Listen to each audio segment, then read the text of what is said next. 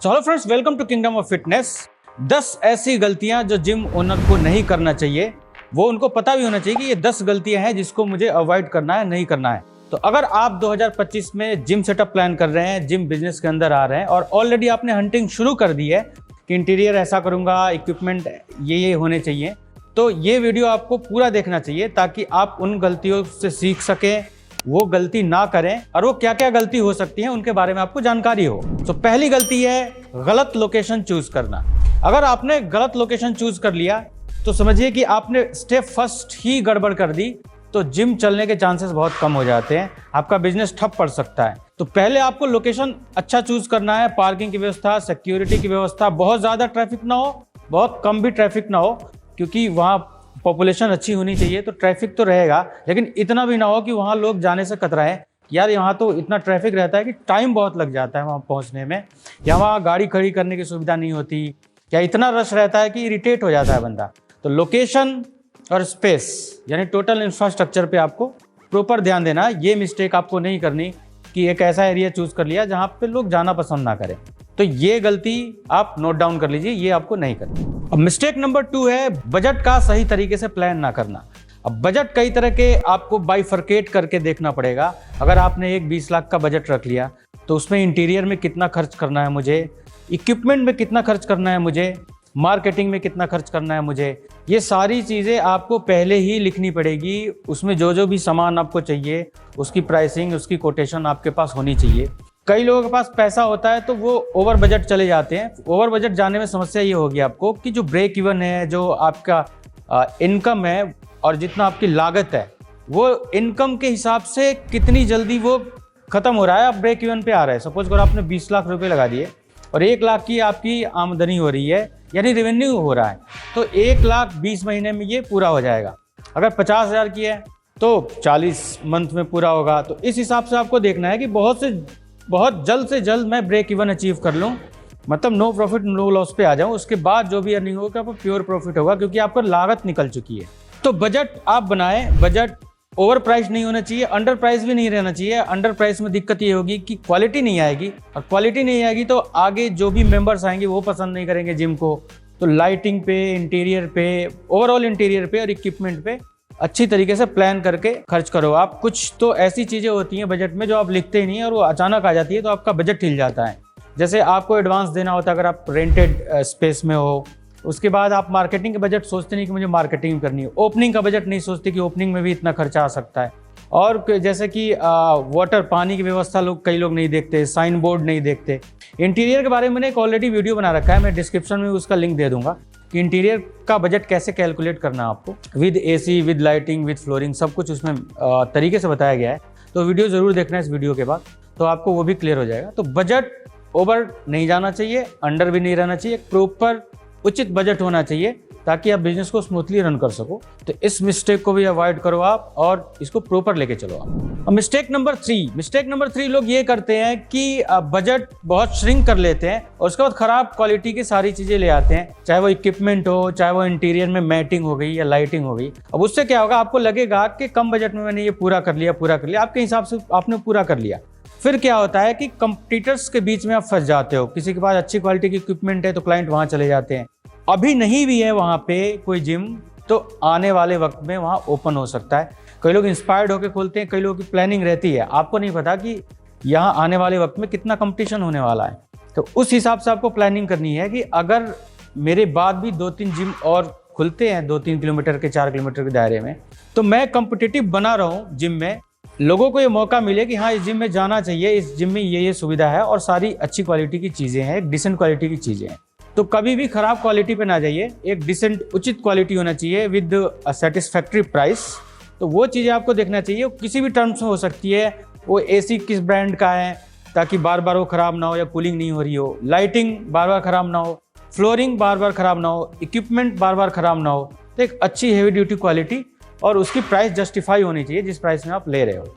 इस हिसाब से आप क्वालिटी चूज़ करो हर एक सामान में जो भी आप जिम में लगाना चाहते हैं। तो पॉइंट नंबर 4 है, वो है मार्केटिंग ना करना। लोग सब कुछ प्लान कर लेंगे, इक्विपमेंट यहाँ से लूँगा, लाइट्स यहाँ से लूँगा, एसी ऐसे लगाऊंगा, सब कुछ प्लान कर लिया उन्होंने, लेकिन मार्केटिंग का कोई बजट ही नहीं रखा। मार्केटिंग बहुत ज़रूरी है। अब आज की डेट में लोग आपके पास नहीं आते, आपको अपने ब्रांड को लोगों के पास पहुंचाना होता है, तब लोगों में अवेयरनेस होती है, तब जाके वो कई दिनों बाद, महीनों बाद वो कन्वर्ट होते हैं, यानी आपका जिम ज्वाइन करते हैं। या कोई भी बिजनेस हो, मैं भी बिजनेस कर रहा हूँ, मैं लोगों तक नहीं पहुंचूंगा तो लोग मेरे यहाँ तक नहीं आएंगे, मुझे लिस्ट में ही नहीं रखेंगे, कंसीडर ही नहीं करेंगे। तो आपको लोगों तक पहुंचना है, था एक बजट होना चाहिए लोगों तक पहुंचने के लिए, और उस बजट को आप मार्केटिंग पे खर्च करो, सोशल मीडिया पे खर्च करो, ऑफलाइन मार्केटिंग बजट्स आप रखो उसका भी, ताकि कहीं आप चौराहे पे या जहाँ पे ज़्यादा क्राउड है वहाँ आपकी विजिबिलिटी होनी चाहिए, तो फ्लेक्स बैनर्स भी लगा सकते हो आप। तो सारी चीज़ों का ध्यान रख के आप मार्केटिंग पे एक डिसेंट बजट रखो। अब पॉइंट नंबर 5 है, ये मिस्टेक है खराब सर्विसेज का। आपकी सर्विस अप टू मार्क नहीं है। अब सब कुछ आपने अच्छा लगा लिया, आपने इक्विपमेंट बहुत हाई क्लास लगा लिया, इंटीरियर बहुत बढ़िया आपका, बट सर्विस इतनी अच्छी नहीं है। देखिए, आप कितनी भी बढ़िया शॉप में चले जाइए कुछ खरीदने के लिए, कितना भी अच्छे प्राइस में अच्छी चीज़ मिल रही हो, लेकिन बिहेवियर ही अच्छा नहीं है, सर्विस ही अच्छा नहीं है, आपको लोग अटेंड ही नहीं कर रहे, या फिर बातचीत करने का तरीका ही सही नहीं लगा, तो कस्टमर सीधा सीधा ये बोलेगा कि इनसे तो माल ही नहीं लेना, या इनकी तो सर्विसेज चाहिए ही नहीं, चाहिए फ्री में ही दे दें। तो पहला एंट्री बैरियर तो यही हो जाता है कि अगर आपका बिहेवियर सही नहीं है तो कस्टमर को कुछ चाहिए नहीं आपसे, चाहे आप फ्री में ऑफर कर दो। तो सर्विसेज पे खास ख्याल रखना है, चाहे आपका छोटे बजट का जिम हो या बड़े बजट का जिम हो, ये नेसेसरी पार्ट है, इंपॉर्टेंट पार्ट है, तो ये मिस्टेक आपको नहीं करनी। अब छठा मिस्टेक है ओवर क्राउडेड स्पेस या अंडर क्राउडेड स्पेस ले लिया आपने। लोकेशन की बात अलग हो गई, मैं स्पेस की बात कर रहा हूँ। स्पेस आप ऐसा लो जैसे वहाँ पे कस्टमर बहुत है, मेंबरशिप बहुत आ सकती है, और आपने स्पेस ले लिया छोटा, अब वो ओवर क्राउडेड हो जाता है। अब आप सोच के देखो, आप जिम जाते हो, जिम में आपको बैक की एक्सरसाइज करनी है आज, अब आप लेट पुल डाउन के पास जाते हो, सिटेड रोइंग मशीन के पास जाते हो, और वहाँ पे ऑलरेडी 2-2, 3-3 लोगों की वेटिंग है, और ओवर क्राउडेड है क्योंकि स्पेस कम है, इक्विपमेंट कम है, तो आपका बहुत ज़्यादा चांसेस है कि आप छोड़ के आप दूसरे जिम में स्विच कर जाओगे, चले जाओगे, मेंबरशिप छोड़ दोगे। अब ये नुकसान तो जिम वालों को हुआ। अब आप एक जिम ओनर की तरह सोच के देखो कि मेरे पास इतने 100 मेंबर्स हैं और स्पेस छोटा है, और स्पेस छोटा है तो जाहिर सी बात है कि नंबर ऑफ़ इक्विपमेंट भी कम ही रख सकते हो आप, और क्योंकि लोग ज़्यादा हैं तो फिर वेटिंग चलेगी, फंक्शनल ट्रेनर पर वेटिंग रहेगी, लेट पुल डाउन पर वेटिंग रहेंगी, सारी मशीन्स पर लगभग वेटिंग रहती है। अब उसमें आपकी भारी मिस्टेक है ये, क्योंकि स्पेस आपको मेंबर्स के हिसाब से आकलन करना है, मेंबर्स इतने आ सकते हैं भाई, इस हिसाब से ये चीज़ें मुझे रखना पड़ेगा। कुछ चीज़ें ड्यूअल रखनी पड़ेंगी, कुछ चीज़ें सिंगल रखनी पड़ेंगी, और 2-2 रखनी पड़ेंगी, तो इस हिसाब से आपको स्पेस मैनेजमेंट करना है। अब मिस्टेक नंबर 7 है स्टाफ ट्रेंड ना होना। अगर आप कोई स्टाफ हायर करते हो, चाहे वो क्लीनिंग ही स्टाफ हो, चाहे वो रिसेप्शनिस्ट हो, चाहे वो ट्रेनर हो, अब उनकी एक ट्रेनिंग बहुत ज़रूरी है। वो हो सकता है वो एक्सपीरियंस्ड हो, कहीं से काम करके आए हों, बट आपके जिम का कल्चर अलग होता है, आप किस हिसाब से चलाना चाहते हो वो उसको नहीं पता, वो आपको बताना पड़ेगा, ट्रेन करना पड़ेगा कि कोई आता है मेंबर तो उसको ये चीज़ें पहले बतानी है आपको, पोलाइट रह के बतानी है आपको, इन सर्विसेज के बारे में ज़रूर बताना है आपको। ऐसे ही रिसेप्शनिस्ट को भी आप बताओगे कि जो भी रिसेप्शन पे बैठा है उसको ये चीज़ें ज़रूर बतानी है, ऑफ़र पिच करने हैं आपको। तो ये सारी चीज़ें जो हैं वो ट्रेनिंग के ऊपर डिपेंड करती हैं, तो टाइम टू टाइम मंथ में एक बार मिनिमम ट्रेनिंग दो आप, हाफ एन आवर की, 1 आवर की, कि कैसा चल रहा है और क्या क्या आपको और मेंबर्स लाने के लिए करना पड़ेगा। तो ये मिस्टेक लोग करते हैं, बस एक बार स्टाफ आ गया फिर छोड़ दिया, वो फिर ना तो मीटिंग होती है उनकी, ना तो कोई ट्रेनिंग होती है। तो जो भी स्टाफ है आपके पास, 1 स्टाफ है, 2 स्टाफ है, 5 स्टाफ हैं, उनकी ट्रेनिंग बहुत ज़रूरी है ताकि वो आपके कल्चर में ढल सकें। और जिम का एक कल्चर होता है, किसी भी ऑर्गेनाइजेशन का एक कल्चर होता है, उसको प्रोटेक्ट करके रखना पड़ता है, और वो लोग ही करते हैं। और क्योंकि आप ओनर हो जिम के, तो आप ही पे ये जिम्मेदारी रहती है कि ट्रेनिंग देनी और उस कल्चर को प्रोटेक्ट करना। ये मिस्टेक ना करें, ट्रेनिंग जरूरी है। मिस्टेक नंबर 8 की बात करते हैं, जिम की मेंटेनेंस ना होना, साफ सफाई की कमी, बहुत बड़ा मिस्टेक है ये। अक्सर मैं जिमों में जाता हूँ तो मैं देखता हूँ कि जैसे ही आप जिम में एंटर करते हो तो क्लीननेस कितनी है वो दिख जाता है, और गंदगी कितनी है वो भी दिख जाता है। अब गंदे जिमों में अगर आपकी फ़ी स्ट्रक्चर अच्छा है, ठीक ठाक है, तो अब वो बंदा जो फ़ी पे कर रहा है उसका एक अपना लाइफस्टाइल है, वो एक अलग ही सेगमेंट, इनकम सेगमेंट में आता है। तो उसके घर पे भी क्लीननेस है, उसकी गाड़ी भी साफ़ है, वो कपड़े भी साफ़ सुथरा पहनता है। अगर आपको जिम जाएगा ना तो यही एक्सपेक्टेशन होगी कि यार क्लीन होना चाहिए सब कुछ। फिर सर्विस की बात करूँ तो इक्विपमेंट अच्छा है आपके पास, लेकिन टाइम टू टाइम सर्विस नहीं हो रही, और मशीन दिन रात चल रही है, उसमें कुछ कमी आई, केबल ख़राब हो गई, पुली ख़राब हो गई, और आपने नज़रअंदाज कर दिया 7 दिन 10 दिन 15 दिन से ख़राब है वो, तो अब उसमें क्या आप सर्विसेज ले नहीं रहे। अब उससे क्या होगा, उससे मेंबर धीरे धीरे कटने स्टार्ट हो जाएंगे, भागने स्टार्ट हो जाएंगे। जैसे उनको विकल्प मिलेगा आसपास वो चले जाएंगे।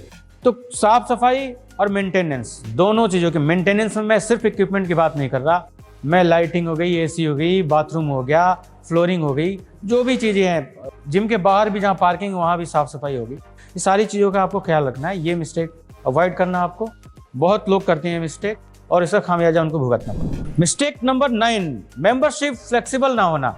देखिए मेंबरशिप आप बिल्कुल हार्डकोर नहीं जा सकते कि बिल्कुल ये फिक्स है और अब इससे बात कुछ नहीं हो सकता। आपको थोड़ा फ्लेक्सिबिलिटी रखनी पड़ती है। फ्लेक्सिबिलिटी का कहने का मतलब ये है कि लचीलापन।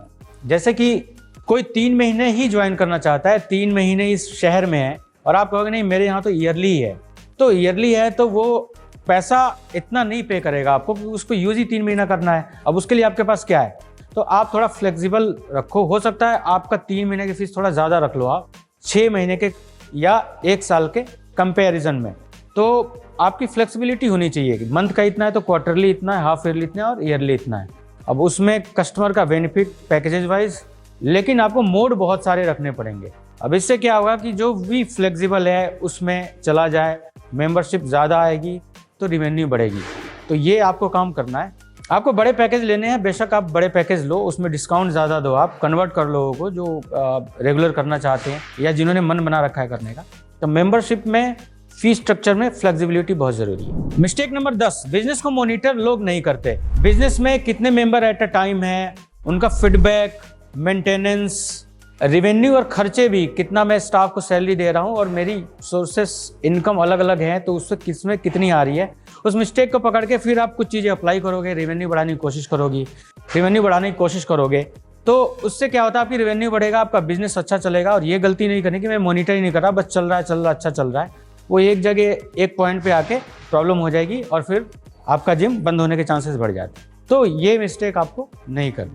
अब ये सारी चीज़ों की वीडियो, अलग अलग चीज़ों की वीडियो जो है वो बनी हुई है, डिस्क्रिप्शन में मैं लिंक दे दूंगा। पैकेजेस की भी बनी हुई है, 10 लाख में क्या क्या मिलेगा आपको, 6 लाख में क्या क्या मिलेगा, 8 लाख में क्या क्या मिलेगा, उसका भी डिस्क्रिप्शन में लिंक दे दूंगा। अब जाके जरूर चेकआउट करें, उन वीडियो को देखो, आपको बहुत नॉलेज मिलेगा और जिम लगाने में हेल्प होगी। इस वीडियो में इतना ही था। Thank you so much.